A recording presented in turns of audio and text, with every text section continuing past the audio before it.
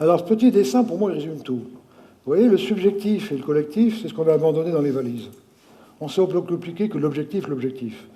Vous avez vu la connerie auquel on est arrivé de faire du résultat l'objectif. C'est stupide. Le résultat, c'est la résultante du bonheur des gens qui sourient là en bas. Mais le gag dans lequel on est, c'est que les structures intermédiaires, vous les voyez, les structures intermédiaires, qui sont générées toutes seules par les Trente Glorieuses, il faut les supprimer. Alors, il ne s'agit pas de les tuer. Il y a un savoir là-dedans. Hein, ce savoir-là, ça fait d'excellents commerciaux, ça fait d'excellents hommes. Alors c'est vrai que dans les années 80, un mec avec un bac technique pouvait passer au BE. Maintenant, c'est plus vrai. Enfin, il faudra adapter. Moi, la plupart de mes commerciaux viennent soit du BE, en laissant la place à quelqu'un qui est de la fabrication, etc. On a recasé tout le monde. Il n'y a que quelques cadres qui sont partis. Il y a quelques cadres. Après, j'ai des régleurs qui sont partis, parce qu'ils n'admettaient pas sur une outil, par exemple une outil, une grosse machine transfert, il fallait 2 jours pour changer de fabrication. Quand on a découvert le SMED, qu'ils ont vu que les ouvriers mettaient 2 heures, ils n'ont pas accepté que les ouvriers fassent en 2 heures ce qu'ils ont en 2 jours. Ils sont partis. Bon, ils sont partis. Moi, j'ai chassé personne. Hein. Mais je veux dire, on n'a laissé personne au bord du chemin. On est arrivé. Le directeur, le patron de l'usinage, il m'a dit, mais qu'est-ce que je fais maintenant? Puisque toutes les machines sont en ligne. Ben, je dis, écoutez, il y a un truc qui m'horripile, c'est l'huile de coupe. L'huile de coupe, ça m'horripile. Les copeaux sont gras, il faut les centrifuger, la flotte est dégueulasse. Quand on les sèche dans les tunnels, ça fait des fumées énormes. Les copeaux humides dans un four, ça explose. Supprimez-moi l'huile de coupe. Il m'a dit, vous rigolez? J'ai dit, écoutez, il n'y a que vous qui pouvez faire ça. Ça fait 30 ans que vous faites l'usinage. Il est allé en VAR, qu'il a mis en relation avec un jeune ingénieur de l'INRA qui avait sorti une huile végétale hyper lubrifiante. Et c'est l'énergie d'évaporation qui absorbe les calories. On prend 2 cm3 par heure de pit à certains endroits. Ça l'occupait pendant 5 ans. Pendant 25 ans, maintenant c'est connu. On était les seuls à usiner sans huile de coupe. Je ne vous dis pas le fric qu'on a gagné. C'est-à-dire que dans chaque individu, j'ai laissé à chacun la possibilité d'exploiter le meilleur de ce qu'il avait. J'ai viré personne. Mais le problème qu'on a, c'est qu'au jour d'aujourd'hui, il y a urgence. Le problème, c'est que moi, j'ai fait ça dans une époque où il n'y avait pas urgence. Dans une époque où, quoi que tu fasses, tu vendais. Il y avait plus de demandes que de production. Mais là, à ce moment, ça s'inverse. Donc on n'a plus le temps, je veux dire, je ne sais pas comment faire, je n'ai pas la solution. Mais ces structures intermédiaires, tant que vous les laisserez, vous ne pourrez pas revenir sur le subjectif, vous ne pouvez pas revenir sur les valeurs, vous ne pouvez pas considérer que l'homme est bon. Alors il y a un choix à faire. Si vous êtes encore à peu près en bonne santé, remettez-vous en cause. Si vous êtes déjà pris dans la tourmente, c'est trop tard. Quand on est malade, on se couche. Il faut bétonner. Ne changez pas tout maintenant. Mais si vous avez le temps, mais il y a quand même urgence. Je pense que le point de bascule, on y est seulement là. Moi, je suis effrayé de voir qu'on est passé de 1000 chômeurs jour. Mais vous vous rendez compte que c'est 1000 familles par jour. J'ai jamais été au chômage. Et quand j'ai licencié des mecs, c'est parce que vraiment, ils s'étaient mis hors jeu. D'accord? Mais être au chômage, se revendre, être obligé de se revendre à des petits connards qui ont 30 ans parce qu'ils ont fait HEC au Sud de Co. C'était horrible, ce truc. On est passé de 1000 à 1500, on est à 2000. J'espère que ça va s'inverser. J'espère sincèrement que le clown qu'on a à la tête du pays a raison, que ça va s'inverser. Je l'espère sincèrement. Hein, enfin, 2000 personnes par jour. Il faut aller vite. Et à mon sens, si on ne vient pas vers la confiance, on n'y arrivera pas. C'est le seul moyen. Un tout dernier truc, je te promets, après j'arrête. Un tout dernier truc. Hein. Nos métavaleurs. La première métavaleur, c'est l'homme est bon. Alors c'est en même temps une valeur limite. Hein. L'homme est bon, c'est pas une valeur, il ne vole pas. On s'en partait du principe. Un magazine est chargé, ça vaut 3 000 euros. En 3 équipes, ça fait 9 000 euros. On ne volera jamais pour 9 000 euros de pour le jardin. Alors, tout ce qui est objectif individuel, contraint d'évaluation, etc., c'est des conneries qui ont été inventées pour les RH, ça. Hein. Là, il n'y a pas tant sans bonheur, mais le bonheur des uns fait le malheur des autres. On n'impose pas le bonheur, on met en place les conditions. Mais il n'y a pas de bonheur s'il n'y a pas de valeur limite qui sert de référence. C'est impératif, ces 2 valeurs limites. Moi, j'en suis convaincu. Après, qu'est-ce qu'il faut? La confiance rapporte plus que le contrôle. Les abus liés à l'absence de contrôle ne coûtent rien. Regarde du coût du contrôle. Regardez ce que coûte une structure de contrôle, bon sang. Le principe de contrôle interdit de penser à faire plus. Tout contrôle prétend dépenser moins. Vous voyez jamais le système de contrôle qui propose de faire plus. Or, on gagne plus à faire plus qu'à dépenser moins. C'est évident. Hein, le pourquoi prime le comment. Pourquoi je me marie, ça passe. C'est pour qui je me marie. Après, pourquoi, comment, on n'a rien à foutre, c'est prendre du curé. Hein, si le client vous aime, et on ne peut pas la qualité, j'étais président du MFQ, fondateur du MFQ dans Picardie, je peux vous faire des conférences d'une journée là-dessus. J'ai quand même décomposé expliqué en judéo-chrétien sans tout de la qualité.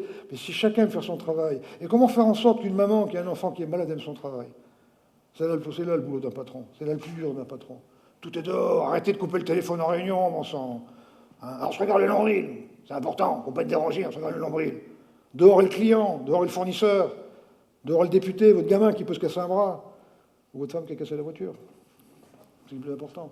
Le diable est les cloisons. Dans la mini-usine, quand vous avez fonderie, découpe, usinage, quand il y a un problème, c'est pas moi, c'est toi. Quand tout est en ligne, bon sang. Mais les ouvriers, toutes les heures, changent de place. Toutes les heures. Donc le gars qui voit une pièce mauvaise, il sait de quoi ça vient tout de suite, il va voir le copain, il n'y a pas besoin de faire de réunion. T'en fais gaffe, il y a la tête machin qui s'est déréglée, il règle la machine, et puis voilà.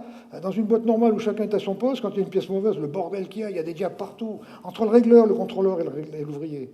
Quand il y a une pièce mauvaise, on dit que ça vient de l'ouvrier. Comment veux-tu que l'ouvrier dérègle la machine? C'est que c'est le régleur qui a mal réglé, le contrôleur qui a mal contrôlé. Il y a des diables dans les cloisons. Et puis je pense que l'homme a besoin de repères. Alors ça, c'est nos repères à nous, le rêve partagé, l'objectif commun, les deux valeurs, l'unité de mesure, la solidarité. Maintenant, trouvez vos repères. Si vous n'avez pas de repères, n'allez pas vers la confiance. Bon, moi j'ai fini. Est-ce que vous avez des questions? Est-ce que vous avez des questions? Bonjour, Lucas Bro. Vous parlez beaucoup des clients. Vous avez parlé en début de conférence des fournisseurs. Et la relation d'amour à vos fournisseurs, j'aurais bien voulu que vous en parliez un petit peu. Merci de la question, comme dirait les politiques. Pour moi, si tu veux, encore une fois, je suis un mec simple, l'argent, c'est un delta d'amour.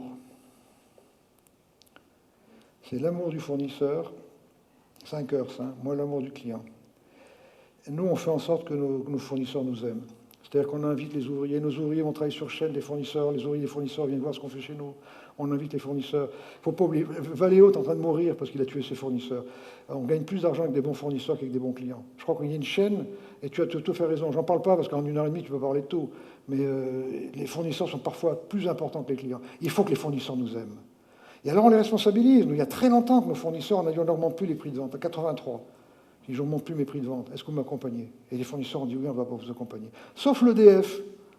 Donc pour les baiser, j'ai monté le groupe électrogène. Par principe. Hein. Mais tu as raison, c'est une chaîne. Le client, on parle toujours du client. D'ailleurs, j'ai dit qu'il faut laisser le téléphone allumé, parce que c'est à cause des fournisseurs qu'il faut le laisser allumer. Et aussi bien que les clients. Hein. Non, mais tu as raison, le fournisseur, c'est une chaîne complète. Il faut que le fournisseur t'aime autant que le client. Autrement, tu t'en sors pas. Il y a d'autres questions? Mais je sais que généralement j'ai peu de questions parce que je vous dis des choses tellement évidentes que vous ne pouvez pas le nier.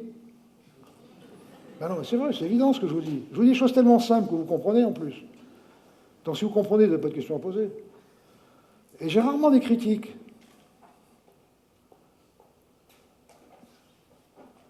Ah si, je vais en avoir une là. Bonjour Vincent Leuvenbruck.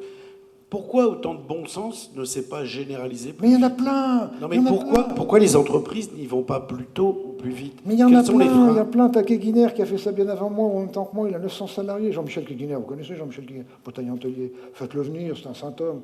Moi, je suis un sale con. Je joue sur l'altruisme et une certaine respect de l'autre pour faire du fric. Moi, je suis une machine à faire du fric. Je fais du fric pour le bonheur des autres.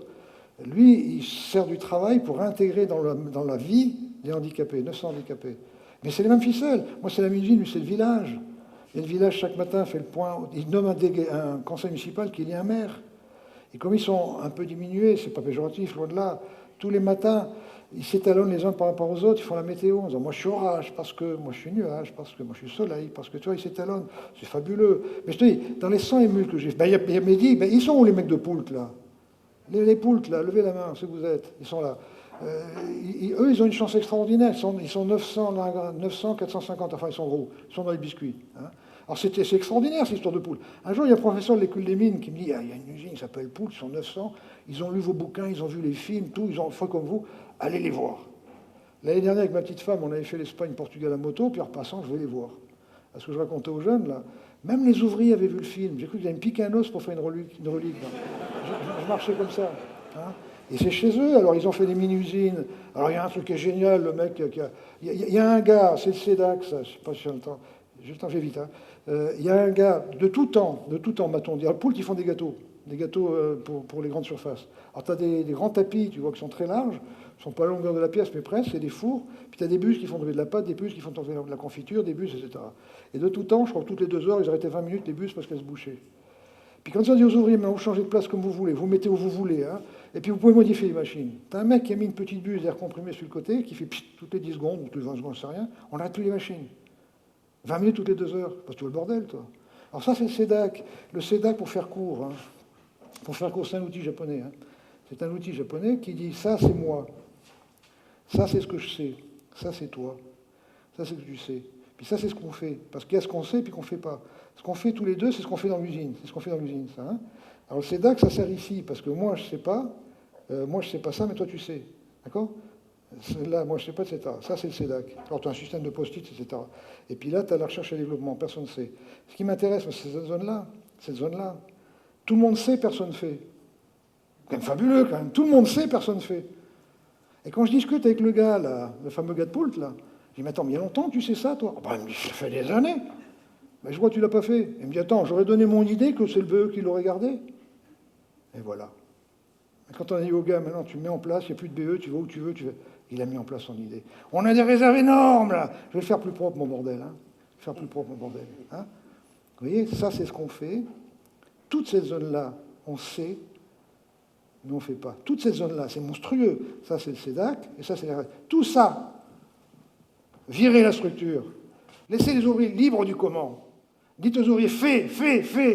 Prônez sans organiser. Commencez pas à dire, vous avez un budget, vous avez un contingent d'heures, foutez la paix aux gens, vous verrez. Je sais pas comment ils font, moi. Ils viennent le week-end, ils se prennent de l'avant, ils se démerdent, ils font un lien avec un gars du BE. J'ai un ouvrier, moi, qui m'a gagné 100 000 opérations par jour, que le BE m'aurait jamais fait.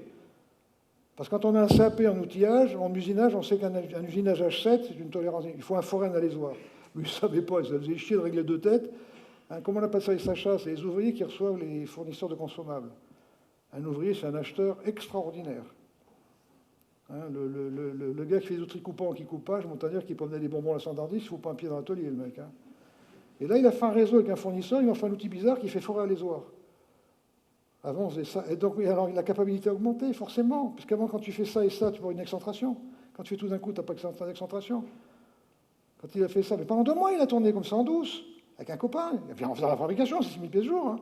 Puis au bout de 2 mois, il a mis des tables, tout, il m'a montré, les abacs, les trucs, la capacité, etc. Alors, j'ai réuni le BE.